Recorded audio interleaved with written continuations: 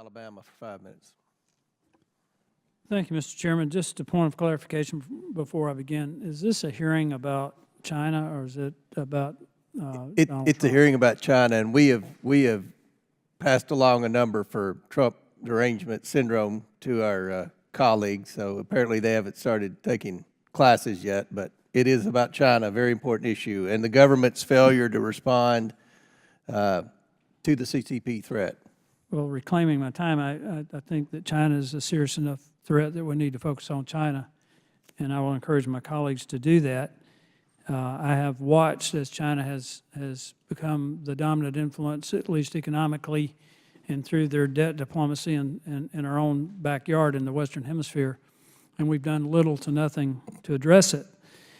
I think we put ourselves in a very bad position, Ms. Kissel, in that we've allowed China to become the dominant economic force. I think in November, Xi Jinping will be in Peru to cut the ribbon on a major seaport that is built and designed to compete with our West Coast seaports. They're planning to build a major railroad.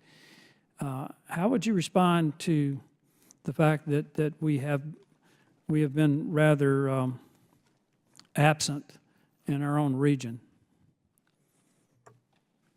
Thank you for your question, Congressman, and thank you, Mr. Chair. I agree, this is a serious threat, and I'd like to focus on it.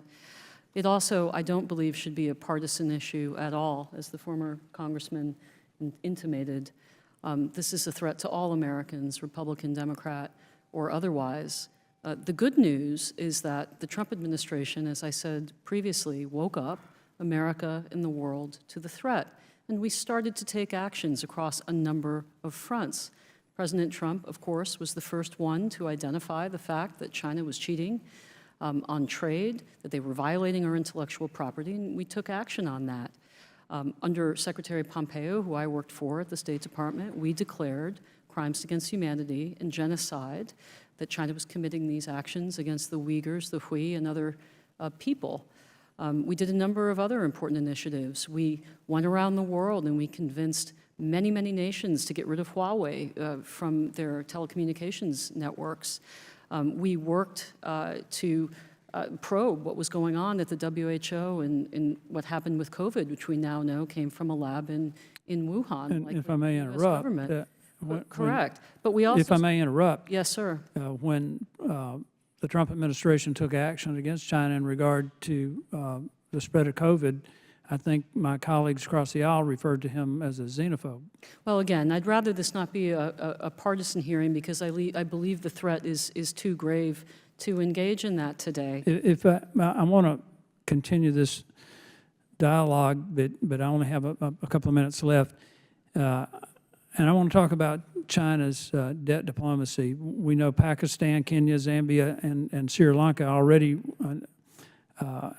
Laos, Mongolia, are all under tremendous pressure. We just saw what happened a couple of days ago in Kenya when the government there is trying to raise taxes just to pay their debt. I think Zambia and Sri Lanka defaulted on their debt. And that we're seeing this happen all over the world. It's not just sub-Saharan Africa, and it's happening in South America as well. Well, again, the good news is that at least U.S. investors, U.S. businesses are waking up. Look at the numbers of foreign direct investment into China. It's falling off a cliff. And if you go and you talk to our Latin American partners, our African partners, they want to do business with American companies. And I believe that the State Department could play a very constructive role in reaching out to these partners, partnering with U.S. business and saying, okay, where can we come in and compete and win? Because these nations don't want Chinese workers coming in, taking their jobs. They don't want dirty money floating around their economy and their system further corrupted. They want to do business with us. So there's a lot of room here for the U.S. State Department to play a positive role. My fear, Congressman, is that we don't have the time that we had during the Cold War.